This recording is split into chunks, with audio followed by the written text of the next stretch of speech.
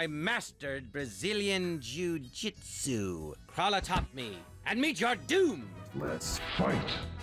'Tis the season for fresh hoodies and pumpkin spice, people. I'm Ash, and this is Let's Fight, the podcast. Fun fact, I've been struggling with jiu-jitsu for quite some time.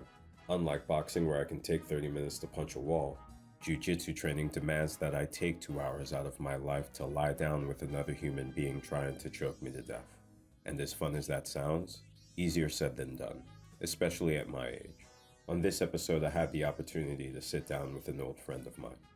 Coach Chad Vazquez is the founder and head coach of Paxibellum Brazilian Jiu Jitsu in New York City. He was gracious enough to discuss his jiu-jitsu journey and where it's brought him thus far, and help me better understand what the f*** I'm trying to do on the mat. In this corner, fighting out of White Plains, New York, Coach Chad Vazquez of Paxibellum Brazilian Jiu Jitsu.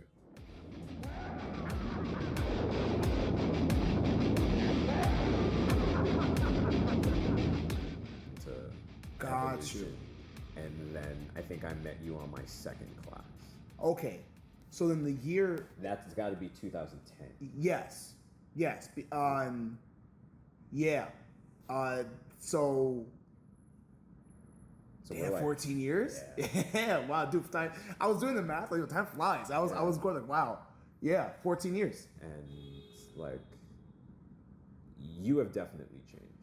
Yeah. Because when even today, when I walked in and sat down, I was like, okay, we're gonna do this thing. I'm just mindful that we're gonna talk about this today, and it's like, okay, so I've known him about 14 years. Like, what do I remember of when I first met him? And I was like, he definitely wasn't this loud. Yeah. Oh yeah, word.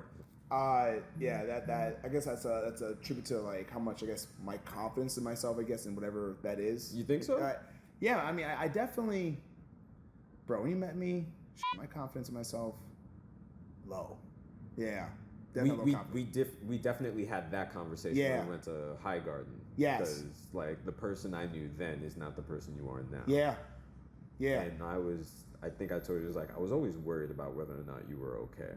Because like while I saw you as like one of the instructors and I was definitely mindful of the fact that I was much older than you. I was like, yo, is this kid okay? Yeah, yeah. Like, is he all right? And then like whenever you would like walk me through a technique, it's just like, he seems fine. But yeah. Like, it's like, obviously I'm not picking this shit up as fast as I should be. Yeah, but he seems well aware of where he is, and it like super surprised me that you were a blue belt at the time. I'm like, really? I guess blue belt is a much higher level than white belt, but then versus now, like two completely different people. Interesting. And that, like, I wouldn't, like, I don't think I changed that much, but you have definitely changed for sure. Like, because I see the confidence part, but I don't know that I would have assumed that like your voice would just like boom over this class. That could be the acoustics of the room, or that could just be like the pressures of your role now. Yeah. And I also, one reason I would say maybe you noticed the change in my volume, as a professional coach, when communicating to a group, I've learned that humans, when they're in front of each other, they use 3 tools for communication: words, body language, tone. Okay. And I've learned to try to use all 3, especially to snap out people that have how should I say, attention issues. You know what I'm saying? You know, that have a hard time like, paying attention, and especially when I have to highlight a particular important topic that I feel it can make the difference of getting seriously injured. Yeah. And not. I will definitely raise my voice to snap out anyone who's daydreaming. I get it. Yeah, we're all working. We're in New York City. We're all tired. Yeah. we all as a community in the city are lacking sleep. So I know we're all kind of dozing out. So I'll use volume to quickly snap out any daydreaming or naps in the class to highlight a point. So that makes sure that it's absorbed, I hope, and I don't have to pee myself. Yeah, because I think it was at one point where you were addressing the people who were aware of how to do like what you were gonna demonstrate with outside Ashi, you said this is complicated, and that immediately was just like, okay, so I know I'm not gonna get this simply because I believe him. Yeah. If he says it's complicated, I'm gonna pay attention. Yeah. But I also know that like I just got here. So I'm not really like I'm engaged, but I'm just aware like I'm not gonna be doing any of that. Let me just stick to what he has already shown me and make sure that I get better at that. Because that is, I was talking to the dudes in the back. Yeah. This leg lock is hard. Yeah. Dude. Yeah. Because when you look at it, it's like a knot. Really, right? It just looks like a knot between legs and like, what's going on? Yeah. Who has the advantage? Is that bad? What is he grabbing? Yeah. I get it, man. It's definitely it's a topic when 2020 happened, I was lucky to be in some training rooms with good leg lockers that forced me to really learn quickly what is going on. And it helped me later in my coaching career. So I know what you mean, man. I had that confusion before because when I went out to be my own independent coach, my last gym had a bit of a cultural bubble. So I wasn't exposed so well to the current new leg lock game that's now the standard for today's jiu-jitsu. So yeah, man. So I get it, and thankfully I'm happy to have that experience in 2020 to learn. Oh, okay, so because this is how it works, this is how you defend it. That's what I learned first was defense, and that helped me out to better understand offense later. And then obviously I had to teach it, and I saw how important it was to teach it. So I just got lucky to be in that room, invest some study material that touched a topic, and then obviously teaching. You learn, at least in my case, when I teach it, I feel like that's when I really start learning it. Because I have to when I explain it. And yeah, man, I get it, dude. Yeah, I remember being there. Yeah, well, hold on, I don't know what the fuck is rolling by right now. Yeah, that scene fights. This stops the shoot right there. Yeah, we're in the middle of the view, and then it goes, oh, hold on. Someone rides a bike through, and then with the weight, and go again. So I know what you mean. How dare you ride a bike through here? Yeah, dude. Like not even for us. I really feel like if I had a motorcycle, like this would be like the last street. Yeah, someone a better place to go to. Yeah, yeah, with a bike. Especially when you see like the motherfuckers are willing to like bring out a Lamborghini or a Ferrari into the city. Like, how dare you? Yeah, yeah. It's like if you can afford that, you can bring a Camry into Manhattan. Yeah. Leave that shit alone. Stop it, bro. Yeah. Yeah. Take that on joyride somewhere else. You're from uptown, right? White Plains, New York. Born and raised. Damn. Yeah. Yeah. I think I assumed you were from the Bronx. You know what? So when I started coming to the city a lot, Yeah. now say White Plains, because I think people thought White Plains Road, Yeah. and it's which runs to the Bronx, and so Well, no, like maybe I just never asked. But Oh, like, yeah. But yeah, he's like- Puerto Rican. yeah. I think that's what did it because Yeah. I could tell you weren't from Queens. Yeah. And like if you were from Brooklyn, I not so much that I would have known, but there Yeah. would have been signs and. But Yeah. I think we had probably had like a conversation in passing, and I just knew you were Puerto Rican, so like yeah, he has Bronx signs. Yeah. That's so funny, bro. Because other people have thought the same thing too. Really? And I thought maybe I thought, okay, I remember saying to people, I'm from White Plains, so maybe they're thinking White Plains Road in the Bronx, and maybe that's where it happened. I don't know, but yeah, I've been to White Plains Road. Nah, you ain't from there. That's a different environment. Yeah. Hell I've yeah. heard about that. Yeah, but White rough. Plains, New York, Westchester County, born and raised, and logistically, I was lucky. Now at the back, because my building where I grew up was not too far from the train station, which gave me access to come to the city a lot more. Oh, okay. And yeah, so that's how that whole thing started. Nice. But you've been doing this shit since you were like 17, though. Yes. Yeah. I started in a youth bureau program. That was the name of the program that the city of White Plains put together to provide after school, I guess, service for the community, for kids, for teens. And I got lucky. My very first coach, a blue belt, was hired to teach grappling at this small gym that the program had at a school. And at the time, my best friend got into UFC. It was I think 2007, the UFC launched the Ultimate Fighter show. Okay. And so if you ever go back to the story of the UFC and how it got big, that show was a huge marketing tool because it was the time that Dana White was restructuring MMA to have a whole new professional look. Yeah. And so my boy got calling in. He said, "Yo, they're teaching jiu-jitsu," because he learned what jiu-jitsu was from watching that. Oh, okay. And the timing of my interest in doing martial arts anyway, and the timing of him just learning about that and getting interested, and then figuring out, oh, yo, there's jiu-jitsu here, and tell me about it. The time was perfect, actually, when that happened. It's weird how that shit works, though. Yeah, dude. And now this place, and I think when I first got here, I was like, I can't believe you did it. Yo. Like, Yeah, I still can't believe I'm here. Yeah, dude. But it's real, man. does It's it real. feel like a job yet? That's a good question.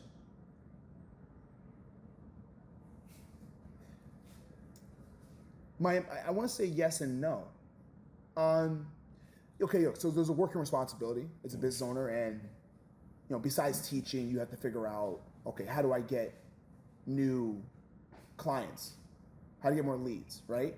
And that's the work part. Learn how to sell your product, right? And this business definitely pushed me to get out of my comfort zone of just to be a coach, because being a coach is different than being a business owner. And thankfully, I'm not totally by myself. I'm getting new help now to solve this problem of being a better business owner, and which is allowing me to stick to what I do best, which is the product, the coaching part, and teaching the program. So, there is a work side that feels like to it, but man, I love this.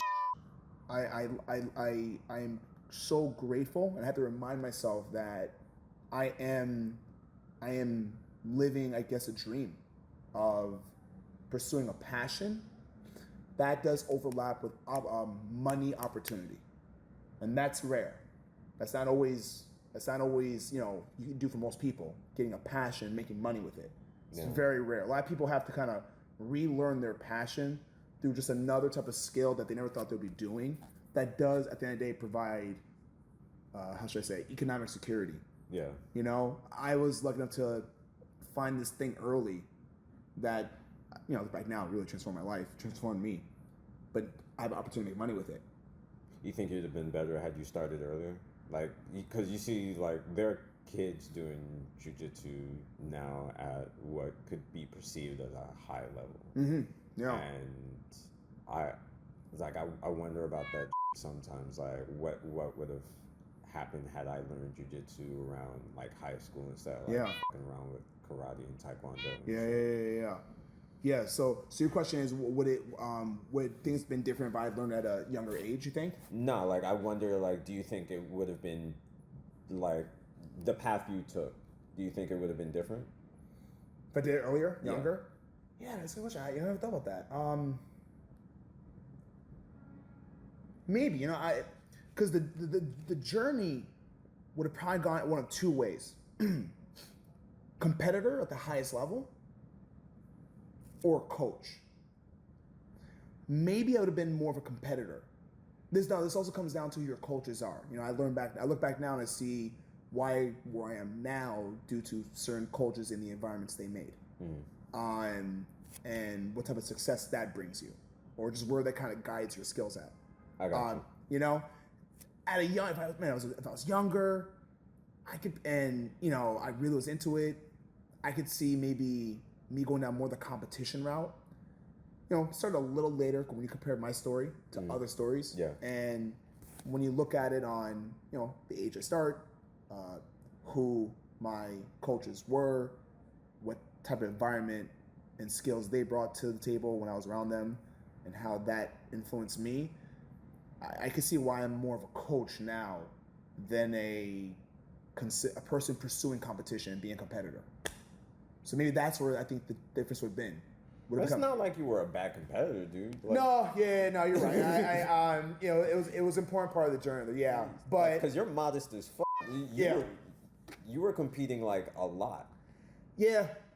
I guess when I look at other journeys, maybe when I compare myself to those journeys, I see people moving more to competing to a very much more prestigious platform that has a certain level of quality of competition and certain level of views to it. And mine was a more underground type fighting experience, and obviously with the coaching environment I was dealing with, kind of burned me out from to being a competitor and carrying that weight. And so the teaching and just training part and just being a coach just seemed more my avenue. And I guess there were signs in my journey that I was really good at coaching, better than being a competitor. Okay. So I think I followed, whether I was aware of it or not, I was following the positive signs of just, hey, you're good at this. You're a good coach. Hey, you're good at explaining things. And just kind of hearing that from different people every year as I just did what I did. Yeah, because at no point in time were you ever a bad coach. Let me say that first. Yeah, I just knew I wasn't getting it as well as certain people were getting it, and I think that was probably more of like a consistency thing more than it was ever like, oh, my coach sucks. But no, that was never the case. But I see what you mean now, because when I see you coaching and stuff like that, like, you are definitely addressing the people who have a bit of ADHD for sure. I'm there with them. Hey, I think I understand them more. I'm like, do I have ADHD? I think I do. I don't know. But I think you were always kind of patient with, at least with me. Like, I can't speak for anybody else, but you were more patient than others, let's say. I try to be patient with everyone because I've learned, everyone starts differently when it comes to being a student to the art, and I understand and I've seen how an individual could judge themselves when they feel they're not getting it and get in their own way of success, and I know what that feels like, and I want to try to challenge that narrative with patience, with proper communication, and with encouragement. And sometimes I'll light a little fire under the ass, just to get them moving, and I'll hold them responsible if they're not focusing where I feel like they could, but I try to always start with patience first and read it out, So I appreciate you saying that. I do my best to be patient with people because I know what that could feel like sometimes of just, man, I'm not getting this, but I'm really trying. Oh man, I think the one thing that I do find intimidating is, like, as long as I've known you, the only thing we ever talked about was this and like there have been glimpses of like who you are outside of this whenever we talk about like music and Yeah. Like, I think we were talking about like documentaries and like probably a couple months ago, and outside of that, I just know it's not so much that you prefer metal, but you are probably more metalhead than anything else, and that's probably like, oh, okay, like, there he is. Yeah. Oh, dude, man, yeah, metal, dude. Jiu-jitsu and music, right, was I guess the closest I could get to therapy, and something about music, I could tell it touches different emotions, different vibes, and yeah, dude, for me, metal was. I guess my expression of maybe the anger I was feeling in life, it definitely touches that feeling of like, just, f this, I'm gonna go, you know what I'm saying? Yeah, man. And a big part of my childhood. Yeah. Really? Dude, so music wise, see, now I listen to like hip hop and stuff like that, but I didn't like hip hop growing up, bro. Neither did I, really. Yeah, it just wasn't my thing. I tried, everyone, always playing hip hop, but I know the style nu metal was coming out, and this is gonna sound funny, but like my brother's a big fan of them, and I kind of copied on for at that time. Limp Bizkit, yeah, I know. They didn't age well. Wait, hold on. I used to like Limp Bizkit too, but it is really weird trying to listen to that. Yeah, And it didn't age well. It doesn't age well, No, right? Yeah, it doesn't. But you know, when they're out, so that was kind of like the transition. Then it went to like Korn, Deftones. Then it got harder with Slipknot. Wait, so you listened to Limp Bizkit before Korn? Yeah, That's weird. yeah, That's weird to me though. 'Cause yeah. like, Now, and I think the transition there was a hip hop element to it that maybe had a musical bridge okay. to move me from that sound to then a harder sound. Okay. So then it went to Korn, Deftone. Then now this is me also following my brother's footsteps because I'm just as a little brother, I'm just going off kind of Oh, what. you just listen to his. Yeah, what he's bringing. Yeah, you know, I don't know, and he's he's older and he's more cultured and he's going out and experiencing his own thing. And I'm a little brother. I'm just copying him. But then when I started venturing on my own, he started listening to Slipknot, and that's I think where him and I started also getting to like harder sounds. Okay. Slipknot took me a while, you know, the screaming, and I didn't get it. I started venturing off to my own. We're going to like System of a Down, but then I came back to Slipknot later, understand that no, this is good. And Slipknot transitioned me to heavy metal. And so that's as far as I went. I know heavy metal. I know metal has like different directions, like everything. Yeah, and so I haven't ventured all those branches. But Slipknot transitioned me to a much more harder sound that I guess it just touched what I was feeling, especially of who I was at that moment. I think it was a blonde chick that introduced me to Slipknot. Oh yeah, that'll do it. That'll do it. Yeah, yo, one girl could change the whole course of everything. Yeah, baby. Like my whole shit up. Yeah. Because I think it was like the mask that was just like, listen. Yeah. Music shit. I don't like Insane Clown Posse. I'm not gonna like these dudes either. Yeah. And it's like, yeah, you're right. Like that'll do it. Because she just said, "Oh, do you want to listen to this?" I was like, "Yeah, I'll listen to it." Yeah, right. Whatever moves to the next step, bro. Yeah. Whatever moves us forward. Yeah. Like she put her headphones on my head. I was like, "Oh, yeah. this is what you're with?" Oh, dude. Yeah, man. Yeah. I mean, she was right. Because I would buy those albums like day of. Of course, this asshole. Yeah. Oh, dude. Yeah. It's the street. Known for that. Yeah. Well, that's still just having a gym in the city. Like, Dude. Yeah. how many jiu-jitsu gyms do you think are like here that aren't like a Henzo Gracie place? Because I noticed Marcelo's not that far from here. Yeah, I mean, yeah, like if you're looking at like Jitsu brand wise, Yeah. Henzo's definitely the leading one, the main one. They're right? McDonald's, right? Yeah, I mean, yeah, and both some good food. You know, like they you know, some are not the best, but you have some spots that do have some good quality cultures. Oh no, I was not watering down. Yeah. Jiu-jitsu at all. Yeah, right. I'm thinking Those fries more are pretty like, good, yeah. Let me say like they're Starbucks, they're McDonald's, they're yes. like whatever your like top one brand name is. Henzo's is it in Manhattan for sure. And there's only one Henzo place in Brooklyn that I can think of, but outside of that, like. But besides Henzo's, how many other gyms are not Henzo brands, right? That just gyms. Man, if I was to guess on the number. Man, I want to say maybe like, 15 gyms? Like, I don't think it's like a lot. It's not a lot, but they're close together. Yeah, depends on certain areas. Especially Manhattan, obviously. Yeah, they're definitely clumped up. But that's a battleground in Manhattan, if you can get a spot there. But as long as you've been doing this, because I know the way I look at striking is not the same way I look at jiu-jitsu, but now starting to understand that I might as well, because there are definitely different styles to this shit. Like, you can't know everything, but there are obviously motherfuckers who know enough that they know just about everything, because the dudes at Henzo's are definitely not rolling like the dudes at Marcelo's, but it's not very different.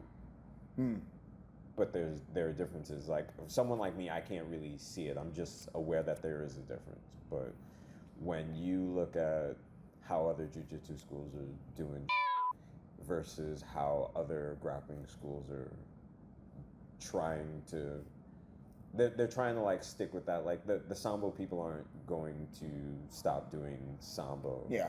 Regardless of the fact that they might as well just be doing jiu-jitsu. You know what I mean? Yeah. And when you were saying how the way you look at jiu-jitsu now, jiu-jitsu has the best technique for ground fighting versus everything else. Yeah, I think that's a fair statement.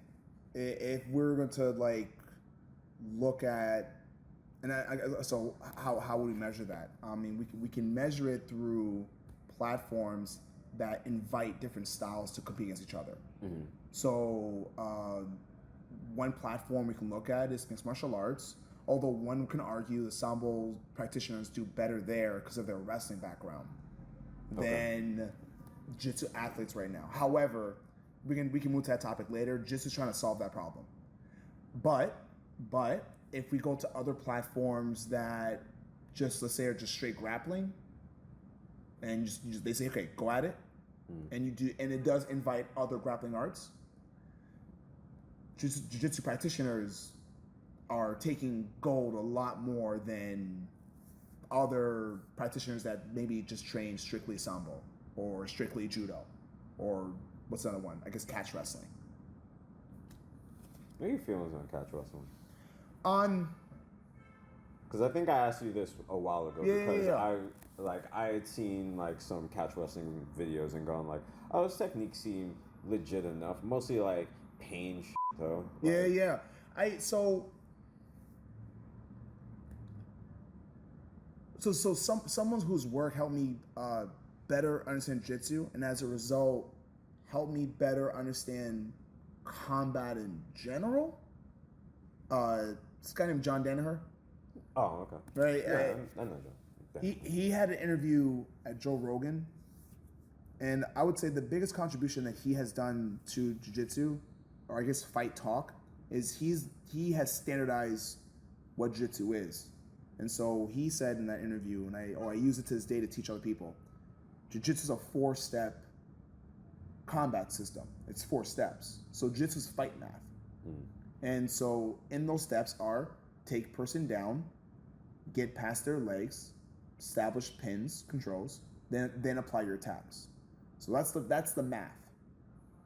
From what I said from catch wrestling, their math is just to find ways to tweak the body without the most dominant control. So their math is a bit off when we start having the best of the best compete against each other and fighting. So I think that's why it just hasn't evolved to an effective system when we look at fighting today, at least through combat sports. That means is it doesn't have a good control component to it that makes destroying the human body more effective.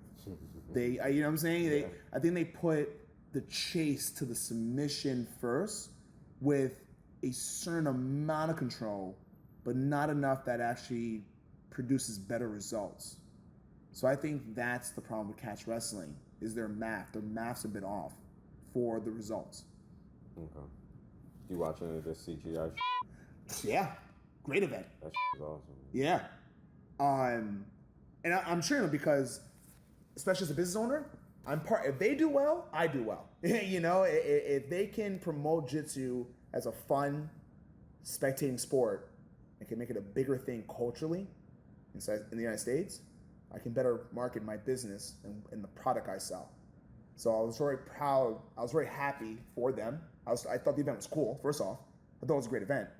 But in a way, I was cheering as a business owner to it was a saying goes like when the tide rises, all ships. Yeah. You know, thinking about this. Yeah, something like that. That's where I was at. So I'm like, so it was great to see in different ways like that. Great show, first of all. I thought it was very entertaining. Yeah. You know, and just encouraging, just action. The new platform. The alley. Yeah. Yeah. Awesome, right? So there's no reset. They just roll back into the middle. You just gotta figure it out. So the actions didn't stop. That was really cool. They filled that place too. Yeah. Cause I've tried to watch like ADCC competitions, boring by comparison now. Yeah. Kind of dull. And I think we're all seeing more now since we've now have a good comparison to one promotion to the other. You know, because I remember before obviously CGI, AC had a great turnout. I think its last showing, which was like 2 years ago. Mm-hmm. It was a big thing there, and it was at the moment for the sport of jiu-jitsu and grappling. It was right now at the peak, but CGI made it way more interesting, and it's interesting to see how ADCC evolves to compete. And hey, I'm for the battles. I'm for their competition because, again, if they can both help make this thing more entertaining as they compete against each other and just bring more eyes to it and just kind of make it more of a cultural thing, as a business owner, I can ride that wave. So I could just sell my product more, bro. And like the more people know, and the less I have to explain what we do here, and they just kind of get it. All the better. Oh man, so I'm for the wars and competition they're having each other. You know what I'm saying? I wish them both the best. Grappling for $1 million kind of sweetens the pot too, bro. Yeah. That's kind of the maddening part. Yeah. Because I didn't know that the ADCC dudes were only getting like 10 G's to win. That doesn't make any sense to me. Crazy. Yeah, CJ, 10,000 to show up, son. Yeah, just show up, and there you go. Yeah, man. It's it's a battle that ADCC has to now figure out. But I think the competition right now is good for the athletes. It's good for the sport, and I think it's good for the culture. At least I hope it goes and it grows. And we'll see next year. Yeah. We'll see next year. I mean, I understand that like prestige over money, but we're in a capitalist country. We're in a capitalist society. Yeah, money talks louder. Dude. Money talks louder. Oh man. So weird. And it just raises the bar. Yeah. Once money's in there, man, it changes things. I'm just waiting for somebody to pull some like M-Bikes and and be like, yo, yeah. I give $10 million to the best fucking fighter on the planet. Yeah. We can all do this on my boat. Oh, dude, yeah. Did you get more eyes, man? Yeah, let's do it. Let's create some cell games. I don't know. Yeah. Special thanks and shouts to Coach Chad and the grapplers of Paxibellum Brazilian Jiu Jitsu. Always grateful for anyone who respects my ability to walk. If you've enjoyed this and would like to hear more of me saying like, I'll try to pump more of these out in the future. When you get a chance, please like and comment. You can keep things civil if you want, or not. Until next we meet, try not to kill yourself.